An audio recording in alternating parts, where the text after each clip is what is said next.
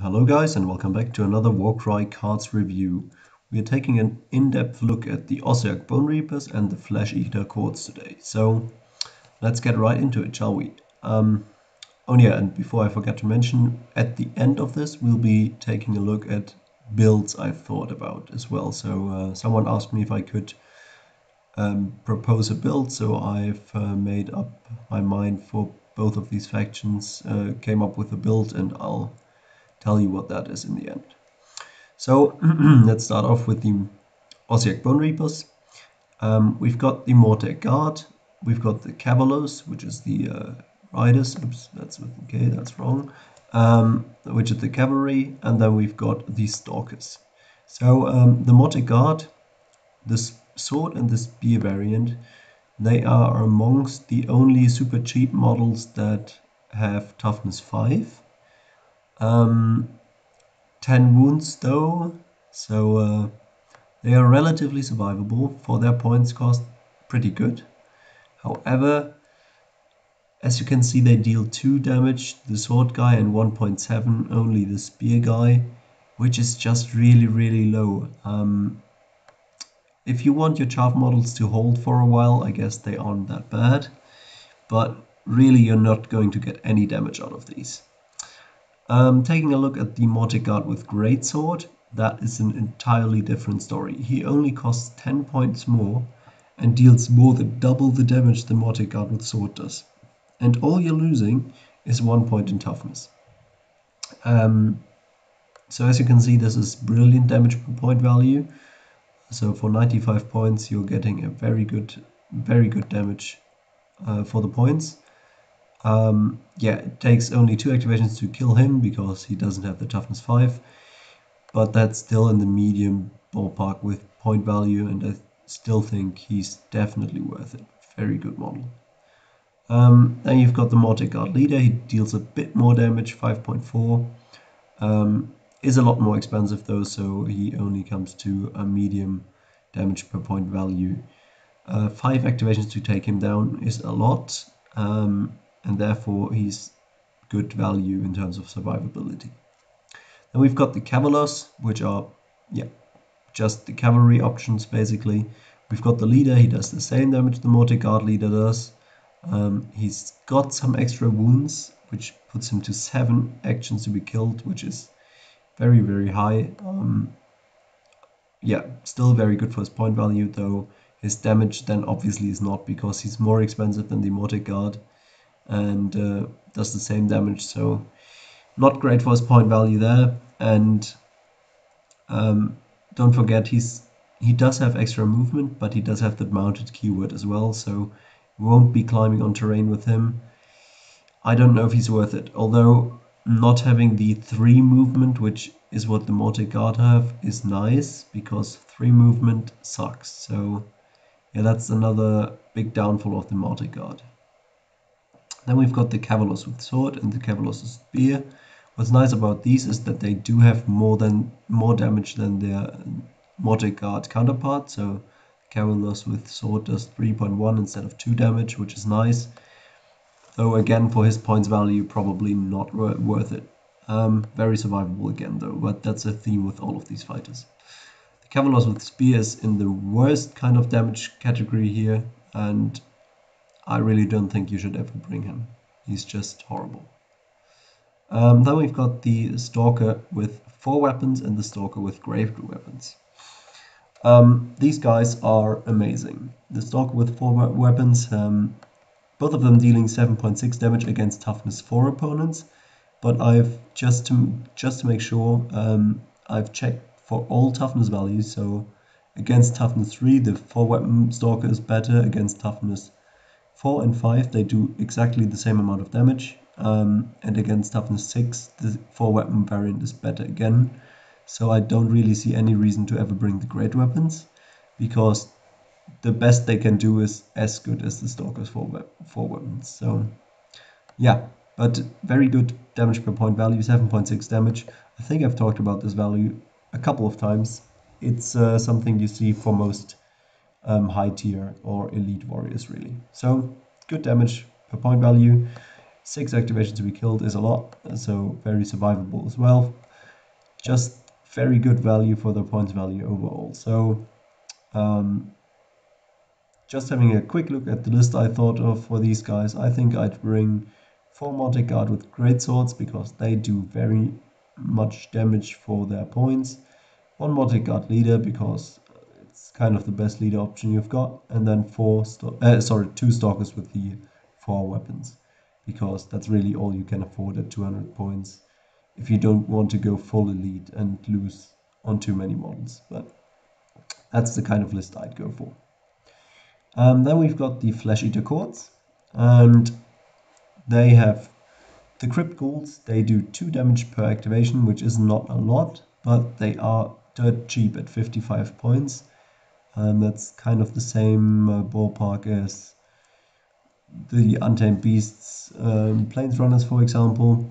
So for their point value, that 2 points of damage is really not bad at all.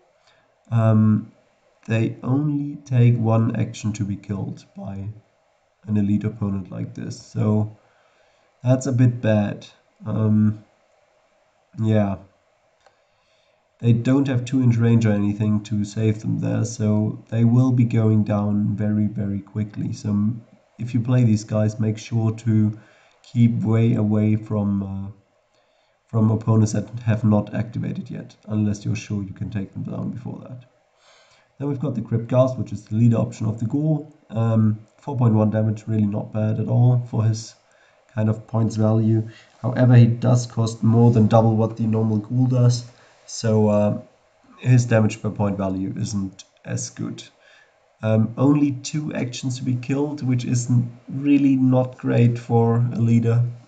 So yeah, very mediocre for his points.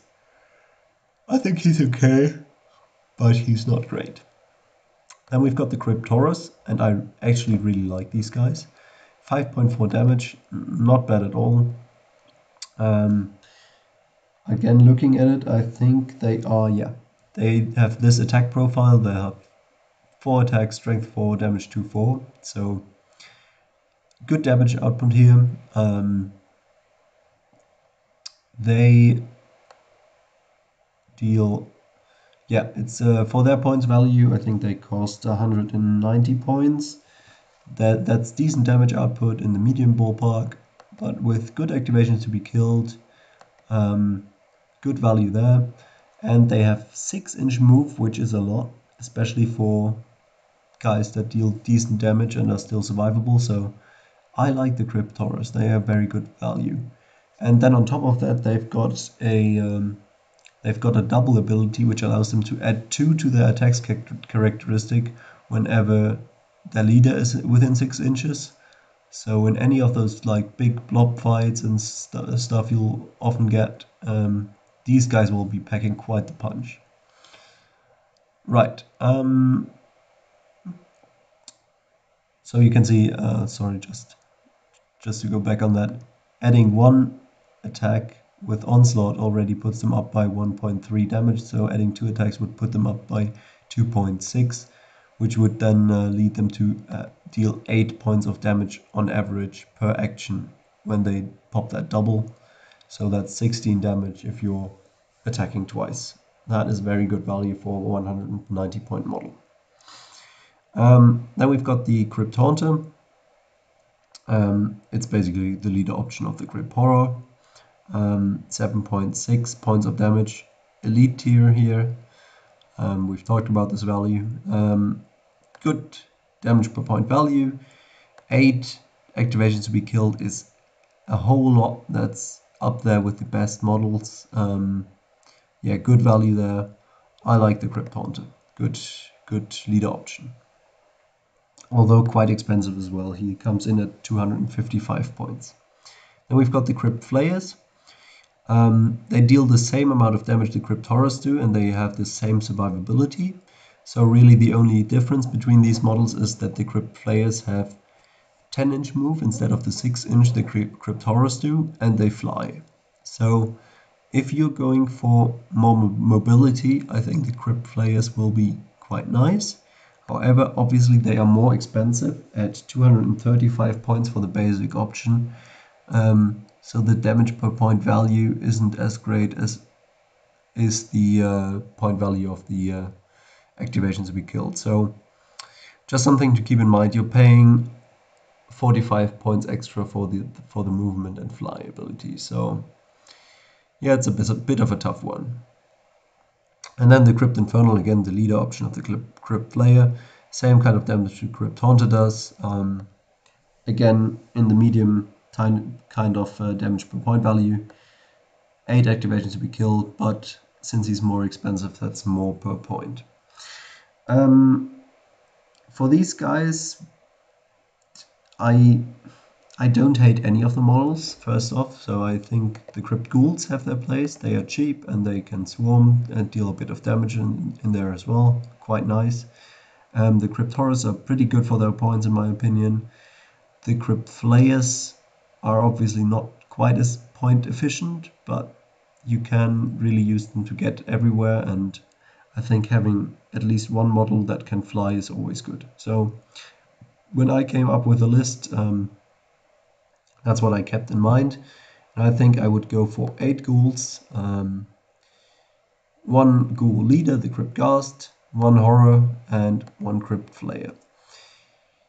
There's definitely other options to go for here. I have also thought about 4 ghouls and 2 horrors. That's also nice. You still have a couple of models on the board, but I think you can do all kinds of sorts of things here. Go a bit more elite, whichever you like. Don't make the mistake and only bring the elite models though. In general, my experience has shown me that bringing a couple of chaff models is always good.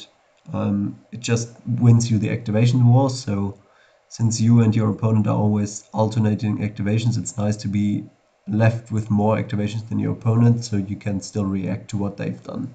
So it's always nice to bring a couple of chaff models here. Anyways, guys, I hope you enjoyed this review, and see you in the next one. Bye.